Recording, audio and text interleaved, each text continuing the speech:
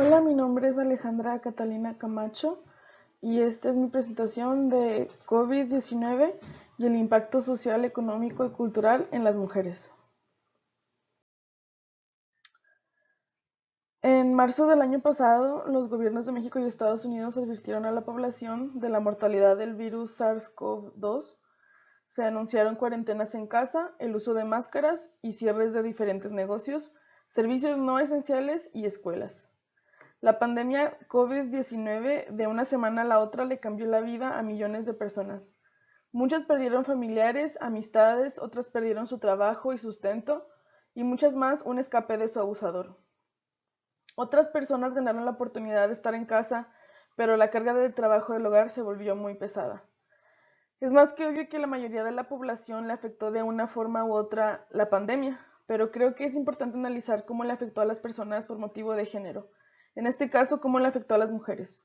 Este trabajo se dividió en tres partes que tocan temas referentes a lo social, económico y cultural en cuanto a cambios que se dieron por la contingencia sanitaria creada por la pandemia.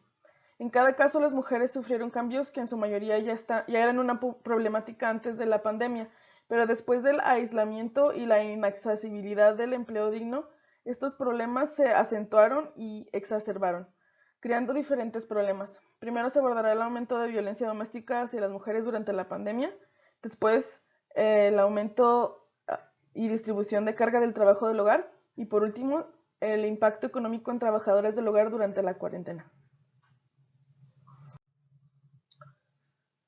Durante la cuarentena, muchas familias fueron exhortadas a mantenerse en casa y las dinámicas familiares cambiaron. En muchos casos, los servicios de emergencias reportaron un aumento en llamadas por razones de violencia intrafamiliar. Un estudio analizó las llamadas a servicios de emergencias y de policía durante las primeras 12 semanas de la cuarentena de 14 diferentes ciudades o áreas metropolitanas como Los Ángeles, Detroit. En este estudio encontraron un aumento de 7.5% de llamadas de emergencias para pedir servicios de ayuda por razones de violencia doméstica. Otro estudio que analizó el número de arrestos por situaciones de violencia doméstica en diferentes departamentos policiales encontraron que en la ciudad de Portland, Oregon, después del inicio de la cuarentena, hubo un aumento de 22% de arrestos por violencia doméstica. En México hubo un aumento de 30 a 100% en llamadas de emergencias por violencia intrafamiliar. Es un número que pone en evidencia que la pandemia y en consecuencia el confinamiento proporcionaron un ambiente donde la persona abusadora tiene acceso a la víctima durante más tiempo que antes de la pandemia. Por último, quiero mencionar el caso de Ciudad Juárez, donde históricamente el feminicidio y violencia de género han sido tan grande que es conocido internacionalmente. Un trabajo publicado este año 2021 encontró que hubo un aumento de 30% de denuncias por violencia familiar en Ciudad Juárez durante los primeros meses de la pandemia. Durante la pandemia se intensificó la carga de trabajo del hogar que las mujeres han tenido que hacer, pues las escuelas también cerraron y las infancias han estado en casa desde que inició la cuarentena. También muchas personas se han enfermado por el virus de COVID y han quedado en situación de discapacitación donde muchas mujeres se han encargado del cuidado de familiares. Un estudio que utilizó cuestionarios por medio de redes sociales encontró que las mujeres en México se encontraban haciendo más del 74% del trabajo del hogar, mientras que el hombre solo hacía el 26%. Este mismo estudio encontró que los sentimientos y emociones de depresión, angustia y cansancio fueron los que más reportaron las mujeres encuestadas. Otro artículo publicado en el 2020 en Alemania reportó que durante la pandemia la carga del trabajo del hogar no remunerado aumentó dramáticamente para las mujeres. Tristemente, el trabajo no remunerado es esencial para el funcionamiento de la economía y es mayormente invisibilizado y feminizado.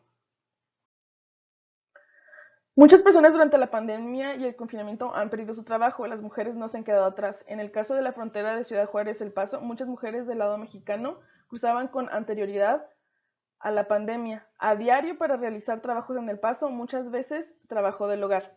Después de la pandemia, Estados Unidos impuso restricciones para personas de ciudadanía mexicana con la justificación de que era para reducir tráfico en los puentes internacionales de cruces no esenciales.